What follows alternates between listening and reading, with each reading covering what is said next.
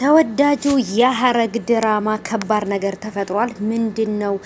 ለዳጊ ተደውሎ ምንድነው የተፈጠረው? ዳጊም ለቢኒያም ስልኩን ሲሰጠው ቢኒያም ደንግጦ ስልኩን ለቆት ነበር ሩጦ ወደ ውጭ የወጣው።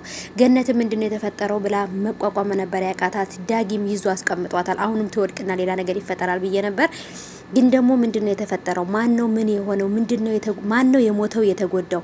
በጣም ጥያቄ ሆኖብኛል። እናንተ የጠረጠራችሁትና የገመታችሁት ሰው ካለ እስቲ ኮሜንት ላይ አስቀምጡልኝ። ሰላም ሰላም፣ ውድ የተከበራችሁ የቻናሌ ተከታታዮች እንዴት ናችሁ? ሰላማችሁ ይብዛ ባላችሁበት። ውድ ቤተሰቦቼ ለቻናሌ አዲስ ከሆናችሁ ሰብስክራይብ አድርጋችሁ ቤተሰቡ ነው። ነባሮች እንኳን በሰላም መጣችሁ ብያለሁ። እንደተለመደው እንግዲህ ወረኛዋ ወይንም ፈትፋቿ ሱመያ መጥቻለሁ ማለት ነው። የሐረግ ድራማ ትናንትናም ሰርቼላችሁ ነበር። ድምጼ ግን ትንሽ ታፍኖብኝ ነበር ማለት ነው። እንግዲህ ምንም ማድረግ አልቻልኩም ማለት ነው። ዛሬም በድጋሚ ተመልሼላችሁ መጥቻለሁ። እውነት ትንሽ በጣም አወዛጋቢና አስደንጋጭ ነገር ተፈጥሯል።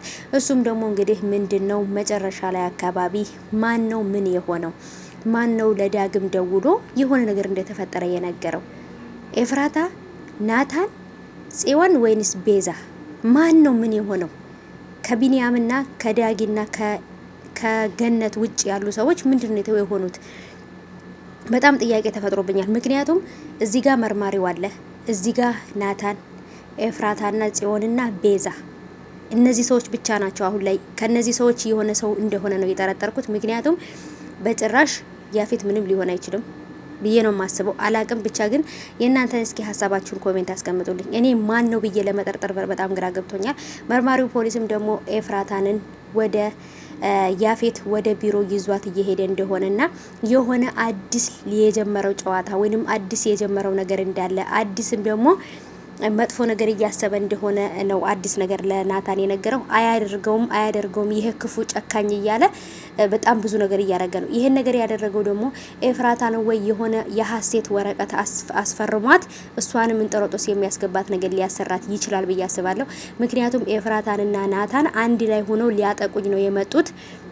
ኤፍራታ ያገባችኝ ናታንን አሳስረዋለሁ ስላልኩት ሳይሆን ከናታን ጋር ተባብራ ወንጀሌን ልታጋልጥብኝ ነው ብሎ ጠርጥሯል ማለት ነው። ግን ኤፍራታና ናታን በጭራሽ አይገናኙም ወይንም ደግሞ ስለዚህ ነገር አያውቁም ማለት ነው።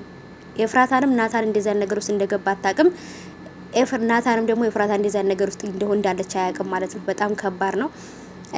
ገንዬም ተሽሏት እንግዲህ መንቀሳቀስ ጀምራለች። ወዲያውኑ እንደተንቀሳቀሰች ሊሄድ ነው ወደ ውጭ። ልጄን አይቻ ተመጣለው ቢያንስ እንኳን ውጭ ጋር ሁኜ እንኳን የሆነ ነገር ማየት አለብኝ ብላ ነበረ። ዳጊም ደግሞ ገና ሁኑ ከመሻለሽ ለምን ነው ወደ ውጭ የምትወጩ እያለ እየተቆጣ ነበር። በዛውም ቢኒያም መጥቶ አስቆመዋታል። ግን ደግሞ እንግዲህ ምንም ማድረግ አይቻልም። በተለይ አሁን ላይ ቤዛ ያለችበት ሁኔታ ከባድ ነው። ለጓደኛዋ ለሄዋን ብላ ፖሊስ ጣቢያ ሄዳ አመልክታለች። ጓደኛዬ ጠፍታለች ብላ ማለት ነው። ፖሊሶች ከጠየቁሽ ማዳን ያለብኝ ሰው አለ ልታድን ነው የሄደችው፣ ማዳን ያለብኝ ሰው አለ ብላ ሄዳለች ብለሽ በያቸው ብላለች። ይሄ ማለት ደግሞ በዛ ነገር ተነስተው ምርመራ እንዲያደርጉ ስለፈለገች ነው ማለት ነው። እሷም በጣም መከራና ስቃይ ውስጥ ነው ያለችው። ግን ደግሞ አንድ የፈራሁት ነገር ምንድነው? ሀይዋን የቤዛ ጓደኛ እያለቀሰች ተስፋ ቆርጣ ብቻዋን ነበረች። ሴቶቹ ወጥተው እያሉ ብቻዋን ነበረች። ሀይዋን ራሷን ለማጥፋት ሞክራ ነው ወይ? ሀይዋን ራሷን ልታጠፋ ሞክራ ነው ወይንስ ምንድነው? በጣም ጥያቄ ሆኖብኛል።